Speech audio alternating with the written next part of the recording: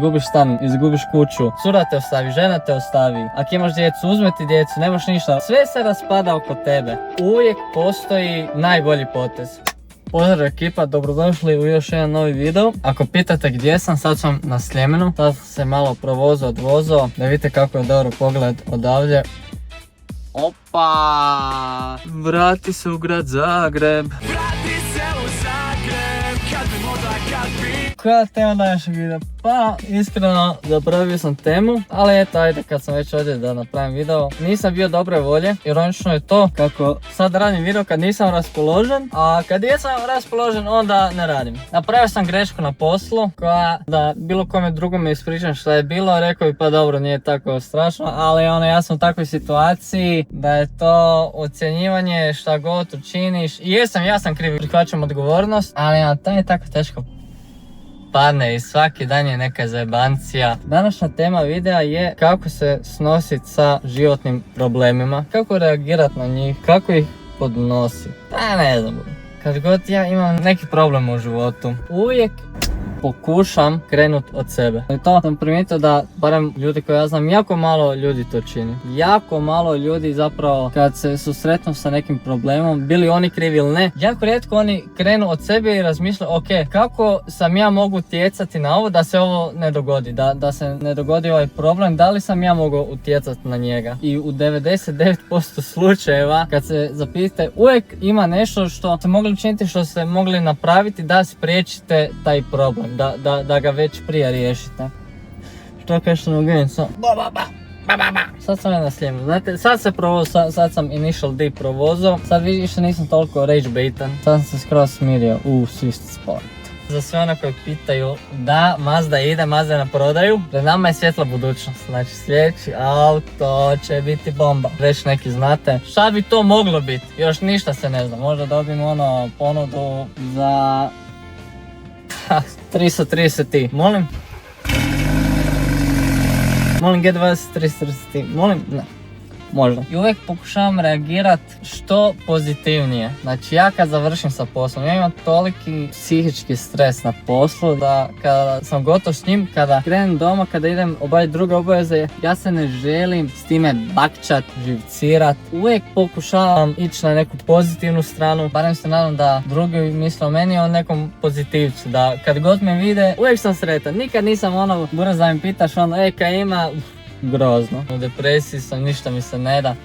Ne buraz. Sve životne probleme koje sam imao u životu, sve je to prošlo. Sve se to nekako na jedan ili na drugi način riješilo. 99% životnih problema se s vremenom riješe. Važno je da ideš dalje, da nastaviš, da se ne ukopaš na mjestu, da u depresiju padneš, buraz. Da misli sad, nađeš se sa friendom, pitaš ga kako, on ti kaže u depresiji sam. Molim?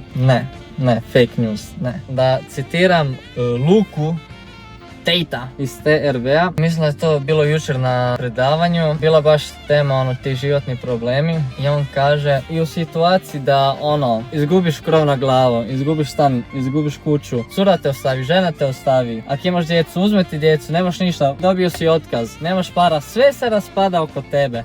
Uvijek postoji najbolji potez koji možeš učiniti. Toga sam se ja danas sjetio kad sam bio u toj situaciji neugodnoj. Ne znam da kažem da sam bio tužan, nisam bio tužan, ali sigurno sam bio nesretan. Nisam bio sretan uopće, samo sam htio buraz, zašto se ovo događa meni? Zašto se ovo događa meni? Zašto ne mogu raditi normalan posao, buraz? I u glavi sam prihvatio da je moja krivica, da sam ja kriv, mogu sam bolje postupiti, idem dalje, ali dalje osobe koje su oko mene na poslu, rađe bi se raspravljali nego da riješe problem.